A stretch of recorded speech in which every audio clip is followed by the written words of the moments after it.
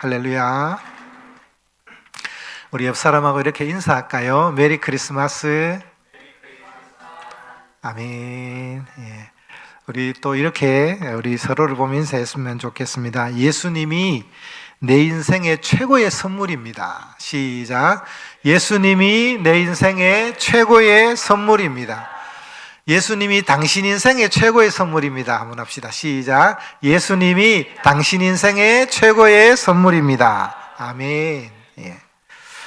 오늘은 우리 구주 예수님이 하늘 영광을 버리고 이 세상에 오신 날입니다. 오늘 읽은 본문을 우리 다시 한번 볼까요? 오늘 다윗의 동네에 너희를 위하여 구주가 나셨으니 곧 그리스도 주시니라. 여러분, 이 말은 누가 한 말일까요?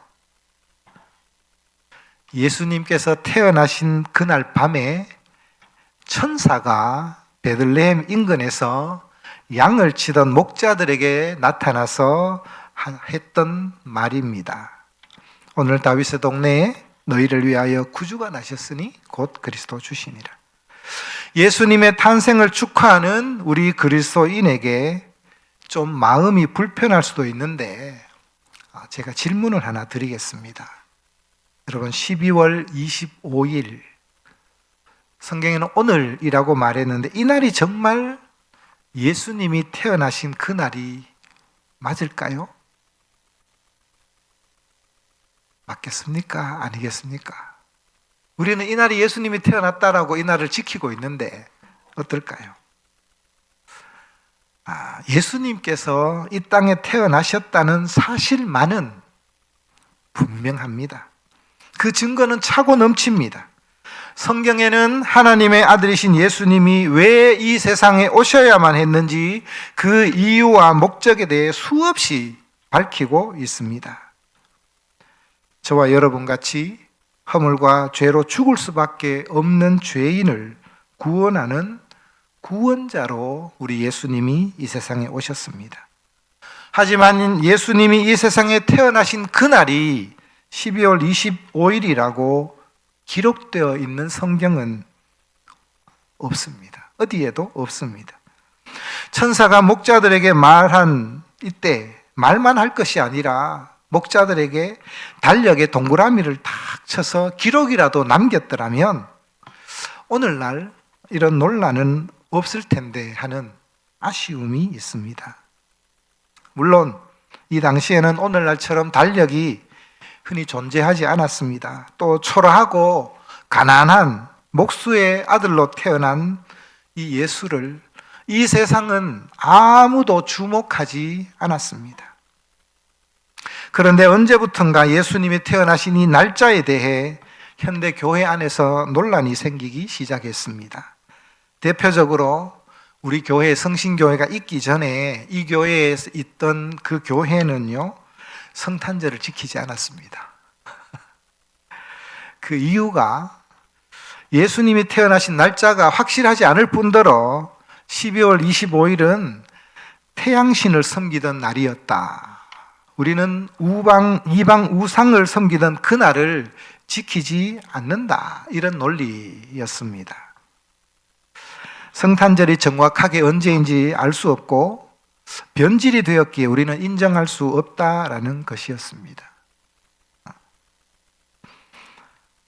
성탄절에 대해 이렇게 생각하는 분들이 비단 이 교회뿐만 아니에요. 유튜브를 보면 이렇게 주장하는 분들이 꽤 많이 있습니다. 아마 여러분 가운데도 이렇게 주장하는 것을 한두 번쯤 들은 적이 있을 것입니다. 이런 얘기를 들으면 왠지 마음이 좀 불편합니다. 혹 내가 이 교도의 관습을 따라서 정말 태양신을 섬기는 그날에 우리가 이걸 지키는 것은 아닐까, 좀 찝찝한 것이죠. 현대교회가 세속화되어서 나도 모르게 온전한 믿음에서 벗어나 있는 것은 아닌가, 세상과 타협하는 것은 아닌가, 불안하거나 불편한 마음이 들 수도 있습니다. 만약 이런 꺼림직한 마음이 조금이라도 있다면 온전히 우리는 주님이 오신 이 성탄을 기뻐할 수도 없고 감사할 수도 없습니다. 그래서 좀 무겁고 재미없는 내용일 수가 있는데요. 오늘은 우리가 이 부분에 대해서 말씀을 좀 나눠볼까 합니다. 크리스마스를 반대하는 반크리스마스 주의자들은 크게 4가지 이유로 크리스마스를 부정합니다. 첫째는 역사적 기원을 둡니다. 앞에서 잠깐 언급했듯이 12월 25일은 로마의 사투르날리아라고 합니다. 사투르날리아, 즉 태양신의 탄생을 축하하는 이교도들의 축제라는 것을 이유로 듭니다. 두 번째는 이 크리스마스에 대한 성경적인 침묵입니다. 성경에는 예수님이 태어난 날짜를 정확하게 밝히지도 않을 뿐더러 어디에서도 예수님의 탄생을 축하하라고 성경은 명령하지 않습니다. 그런데 왜 교회가 성경에도 말씀하고 있지 않는 것에 열을 올리냐라는 것입니다. 세 번째는 초기 기독교 역사를 보면 교회에서 마저 예수님의 탄생을 축하하지 않았다라는 것입니다. 사실 초대교회 AD 100년까지는 교회는 예수님의 탄생에 대해서 어떠한 언급조차 하지 않습니다. 네 번째는 이 크리스마스를 상징하는 각종 상징물이 우상을 섬기던 자연 숭배나 다산의 상징물이며 또 이 크리스마스가 예수님이 태어난 이 날이 상업화로 물들었다라는 것을 그 이유로 듭니다. 크리스마스 트리 이런 것, 산타클로스, 루돌프 사슴이 끄는 썰매, 이런 게 전부 비성경적이다라는 것이죠. 이들이 내세우는 주장을 하나하나 들여다보면 상당히 논리적입니다. 설득력이 있습니다. 그러니 많은 크리스천들 가운데 크리스마스를 지켜서는 안 된다라는 이런 논리에 설득을 당하고 또 크리스마스를 지키는 교회를 향해서 우상숭배를 한다고 비난하기까지 합니다. 이제 이 4가지 이유에 대해서 우리가 좀 더 깊이 하나하나 생각해 보고자 합니다. 첫째, 12월 25일이 태양신의 탄생을 축하하는 이교도들의 축제라는 주장입니다. 사실 이 사투르날리아라는 축제는 농경신이에요. 태양이 없이는 농사를 지을 수 없잖아요. 이 사투르날리아 축제는요, 12월 25일이 아닙니다. 12월 17일부터 23일까지 일주일 동안 열리는 축제입니다. 인터넷에서 사투르날리아라고 한번 쳐보십시오. 또한 이 축제를 로마 전역에 지키도록 제정된 것이 언제냐면 AD 274년입니다. 예수님의 탄생을 축하하는 성탄절, 크리스마스는 이보다 훨씬 전부터 이미 교회가 지켜왔습니다. 그래서 엄밀히 보자면 이방신을 섬기는 이교도 풍습을 교회가 따라했다라는 주장은 사실 근거가 없습니다. 그렇다면 왜 교회는 12월 25일을 예수님이 태어나신 그 날짜로 정하고 지켜왔을까요? 이것은 오래전 유대적 사고방식과 전통에 의해서 생겨났습니다. 오래전 유대인들은 위대한 선지자들은 언제 죽느냐? 자신이 잉태된 날에 죽는다라고 믿어왔습니다. 여러분, 이것이 진리냐 비진리냐라고 묻는다면 이건 제가 대답할 것이 못 됩니다. 이건 진리와 비진리의 문제가 아니에요. 이걸 미신적이다라고 따지면 곤란합니다. 당시 유대적인 사고방식이 그러했다라는 것입니다. 유대인들의 전통이라는 것이죠. 여러분, 예수님이 언제 죽으셨습니까? 돌아가신 날은 분명하죠. 예수님께서 십자가에 못 박혀 죽은 날이 6월절 양 잡는 날이었습니다. 로마력으로 보자면 3월 25일입니다. 3월 25일이 예수님이 죽은 날입니다. 만약 예수님이 죽은 날이 3월 25일이라면 그 날이 예수님이 잉태되었다라는 것이죠.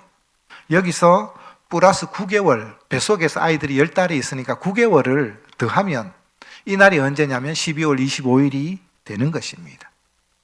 그래서 유대적 관습에 의해서 예수님이 잉태된 날이 역으로 계산해서 3월 15일 잉태된 날, 나 죽은 날을 계산해서 역으로 계산해서 잉태된 날이 그날이다. 이렇게 보는 것이죠. 12월 25일이 태양신을 섬기는 날, 이교도 풍습이기 이전에 고대 교회의 유대적인 신학과 전통에 따라서 이 날을 예수님이 태어나신 날로 지켰던 것입니다.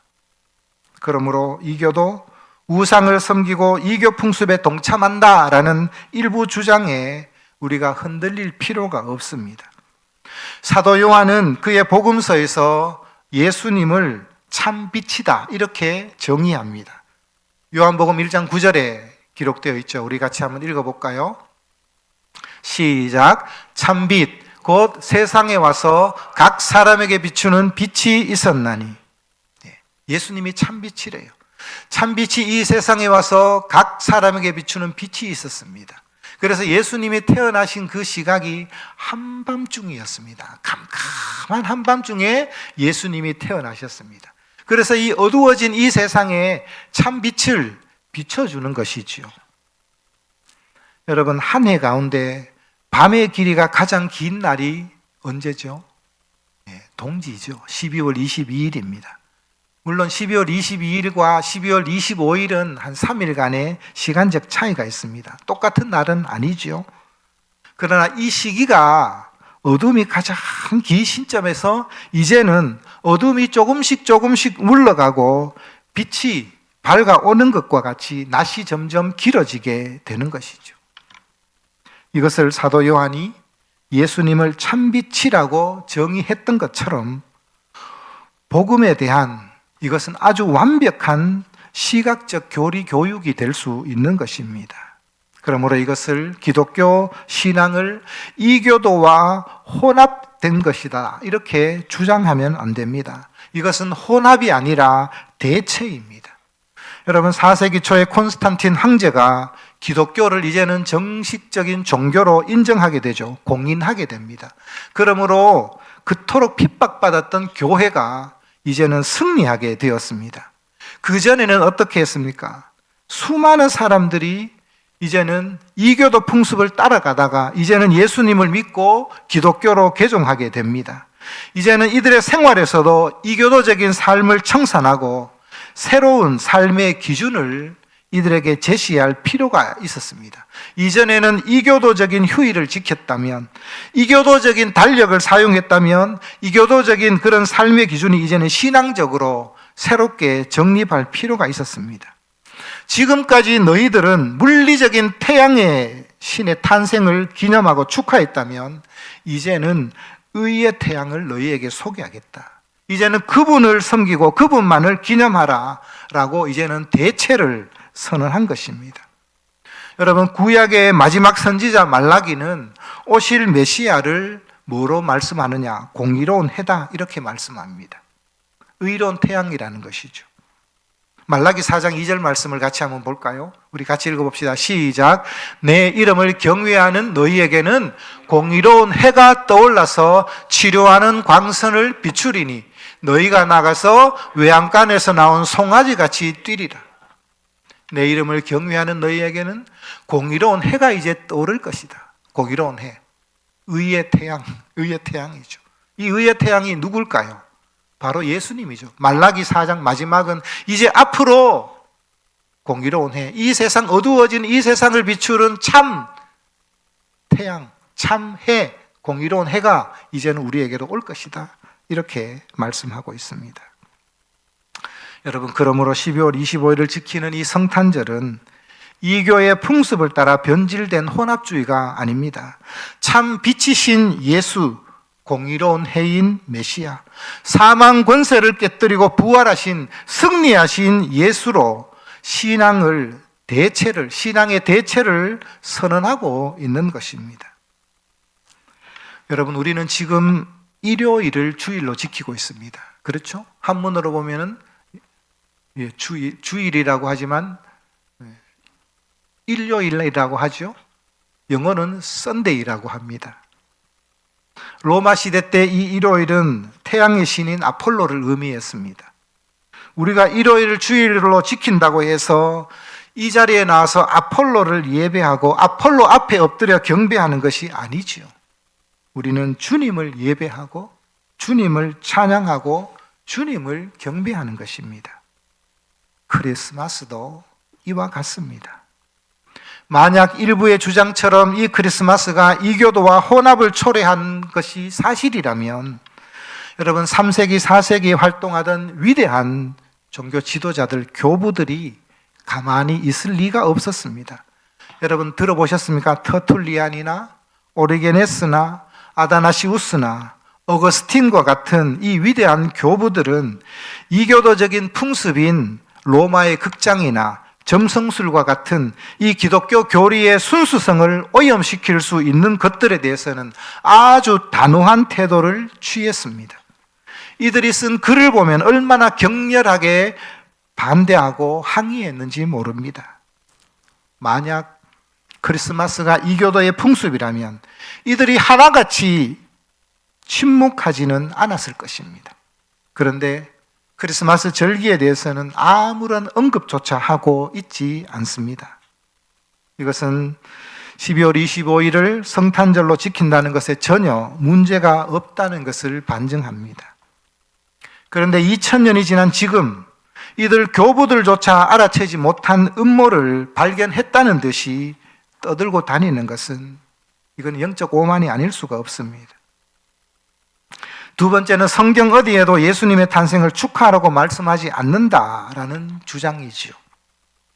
이것은 성경의 침묵에 대한 논쟁의 오류입니다. 성경은 예수님의 탄생을 축하하라고 명령하지도 않았을 뿐만 아니라 예수님의 탄생에 대해서 축하하지 말라고 금지하는 말씀조차도 없습니다. 이것은 예수님의 탄생뿐만 아니라 성경에는 1세기 당시에 없었던 여러분 주일학교, 성경에 주일학교라는 단어가 나올까요? 안 나오죠. 예배 시간에 우리는 피아노를 치고 기타를 치며 하나님 앞에 예배를 드립니다. 성경에 예배할 때 기타를 쳐라, 피아노를 쳐라 라는 것에 대해서도 성경은 침묵하고 있습니다. 그러면 성경에서 하라는 말씀이 없다고 해서 예배 때 피아노를 쳐서는 안 돼, 기타를 쳐서는 안 돼, 이런 논리로 접근하면 안 된다라는 것이죠. 성경에서 말씀하고 있지 않고 명령하지 않는다고 해서 그것을 모든 것을 하지 말라라는 뜻으로 받아들이면 안 된다라는 말씀입니다. 세 번째, 초기 기독교에서도 예수님의 탄생을 축하하지 않았다라는 주장에 대해서 우리가 한번 생각해 봅시다. 이것은 성경의 침묵에 대한 것과 크게 다르지 않습니다. 여러분, 우리가 아이를 키우다 보면 5살 때 아이와 사춘기에 접어든 15살이 된 아이의 발달 단계가 다릅니다. 부모가 5살 때 아이를 양육하는 것과 15살이 된 아이를 양육할 때의 모습이 훈육 방법이 같을 수가 없는 것이죠. 교회도 마찬가지입니다.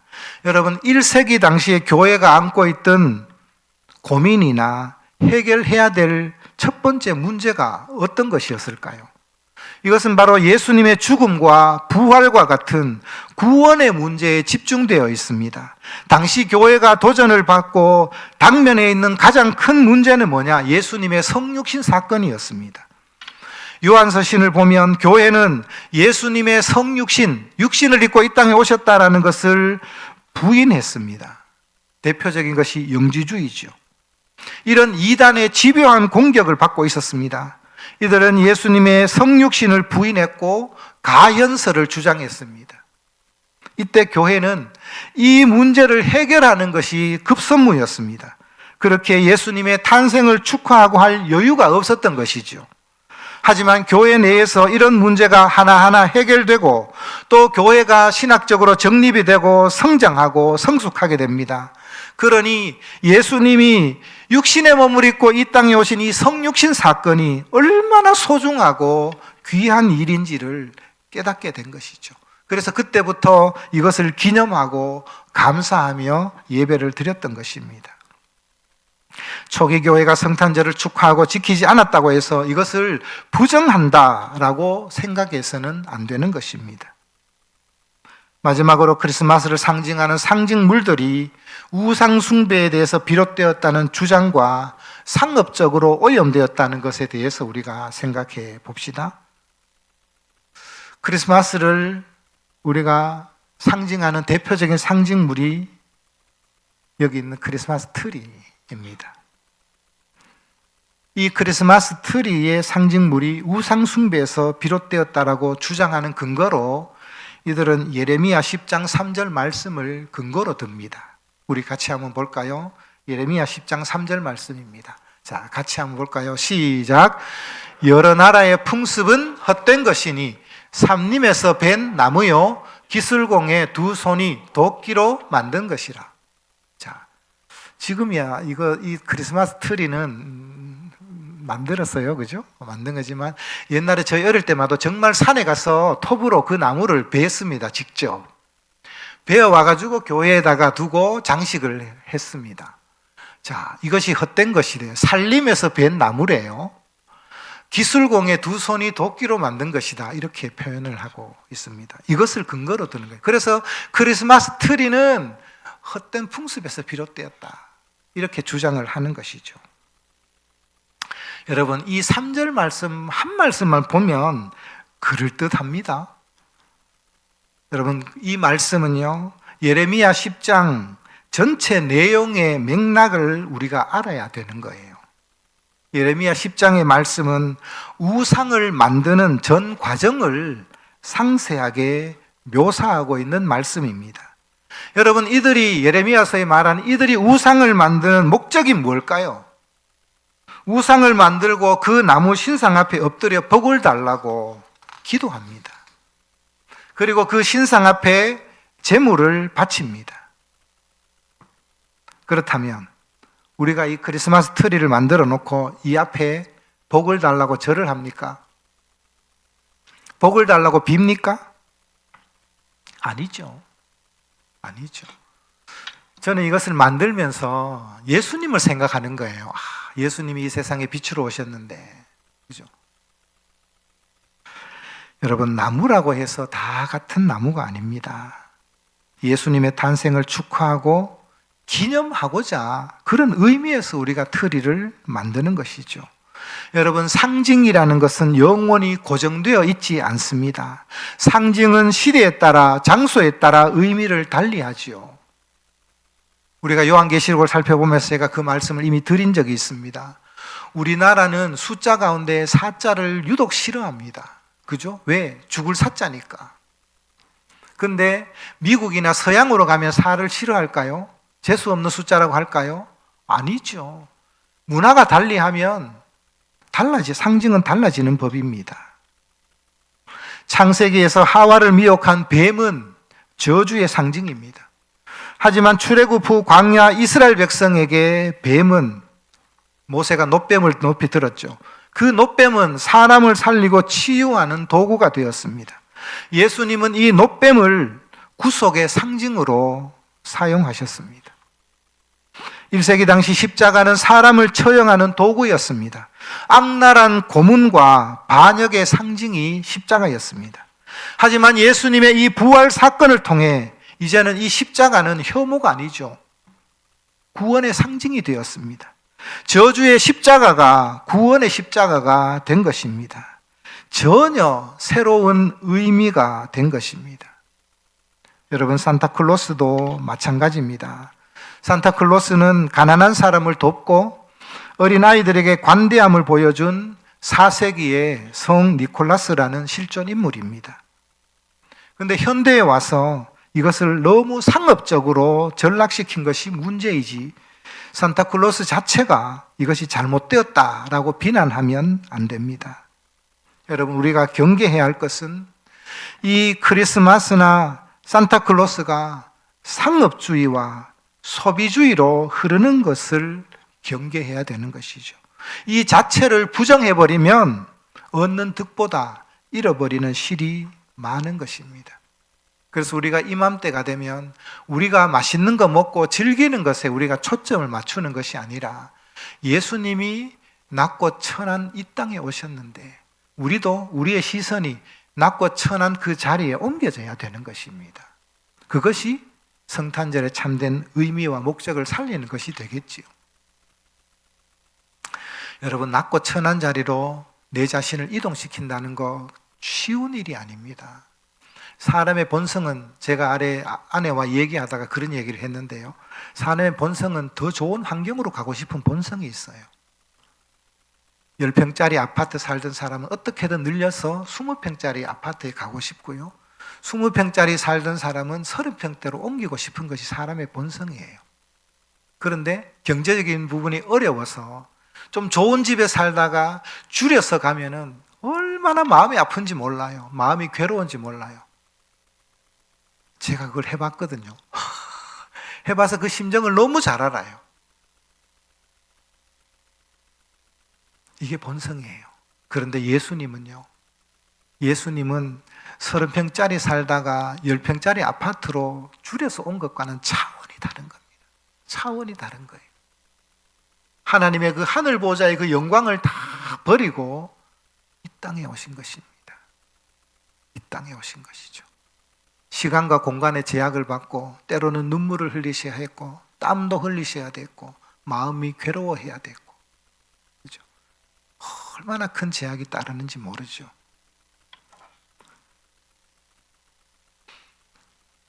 우리가 작년에 성탄헌금을 우리가 튀르키예에 보냈습니다.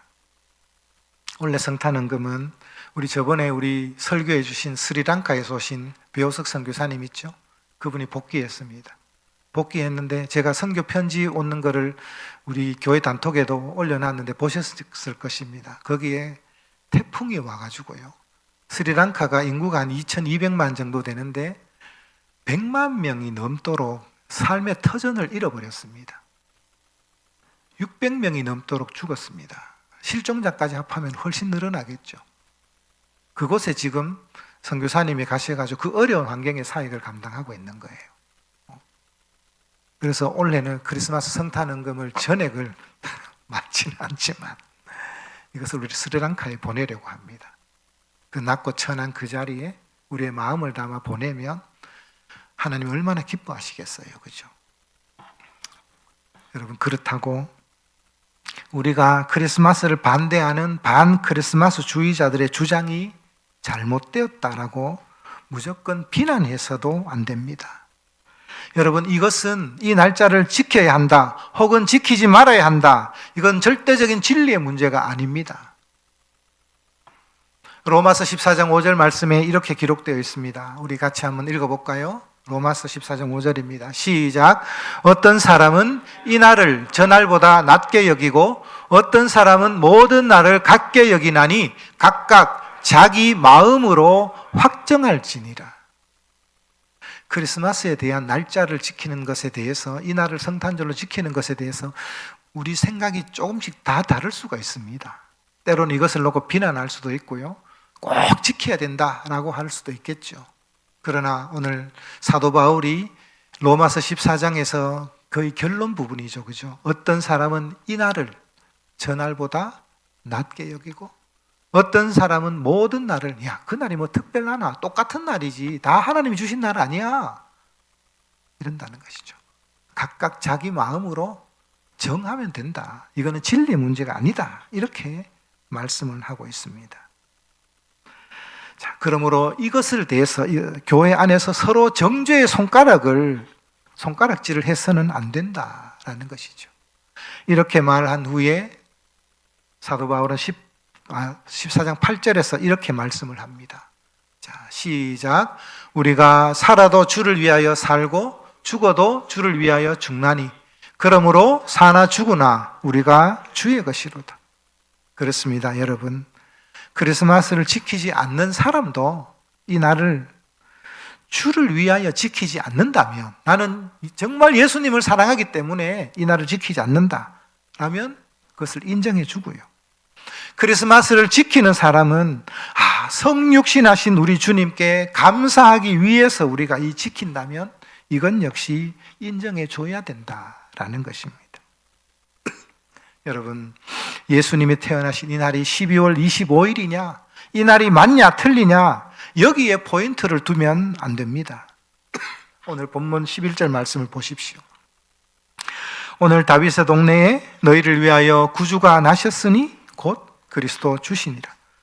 오늘의 포인트가 있는 것이 아니라 다윗의 동네에 너희를 위하여 구주가 나셨다라는 이 말씀에 포인트를 두어야 됩니다. 목자에게 이 소식을 전한 천사는 너희들만 기뻐할 소식이 아니라 온 백성에게 미칠 큰 기쁨의 좋은 소식이다, 이렇게 말하고 있습니다. 온 백성, 온 세상의 모든 사람에게 미칠 큰 기쁨의 좋은 소식이라는 것이죠.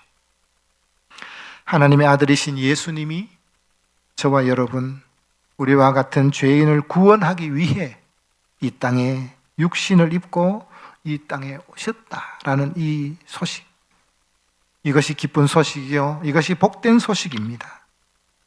우리는 날짜를 따지다가 예수님이 이 땅에 오셨다는 성육신 사건이 희미하게 되거나 이 은혜에 대한 감사마저 잃어버리게 될까봐 그것이 우려가 되는 것입니다.